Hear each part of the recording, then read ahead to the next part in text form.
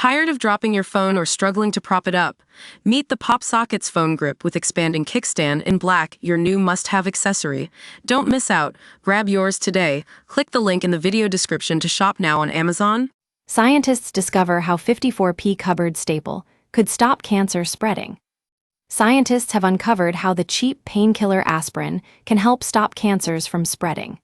Studies of people with cancer have previously observed that those taking daily low-dose aspirin have a reduction in the spread of some cancers, such as breast, bowel, and prostate cancers.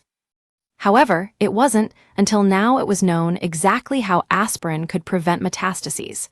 In animal experiments, they showed that the drug enhanced the immune system's ability to fight back.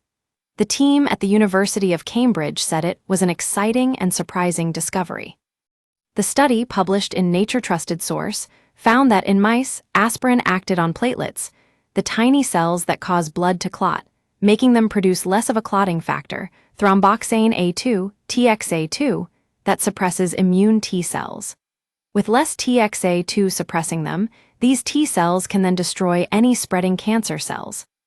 Read more: Nolan, putting on a brave face, despite suffering heartbreak. The researchers previously screened 810 genes in mice and found 15 that had an effect on cancer metastasis.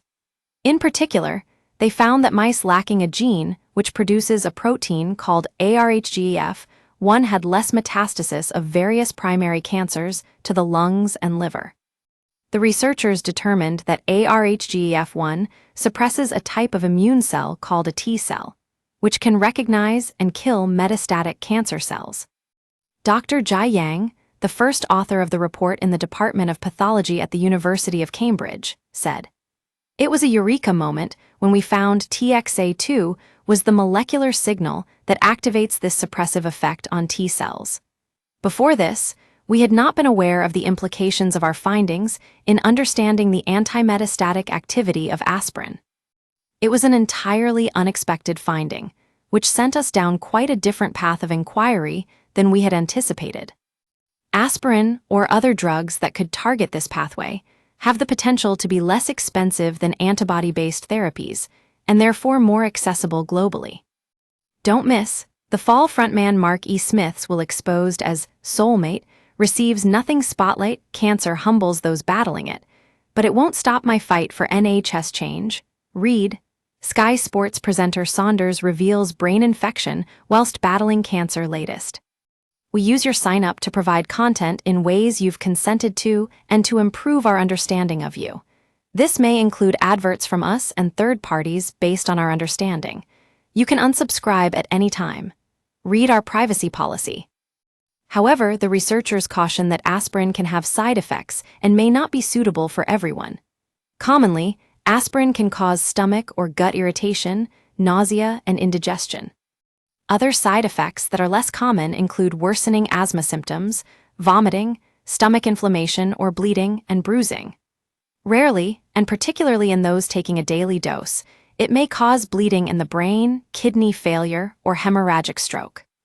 The researchers now plan to help the translation of their work into potential clinical practice by collaborating with Professor Ruth Langley of the MRC Clinical Trials Unit at University College London, who is leading the adaspirin clinical trial, to find out if aspirin can stop or delay early-stage cancers from coming back.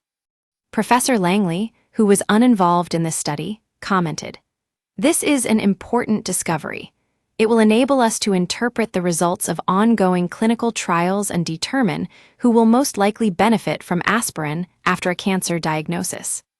In a small proportion of people, aspirin can cause serious side effects, including bleeding or stomach ulcers. Therefore, it is important to understand which people with cancer are likely to benefit."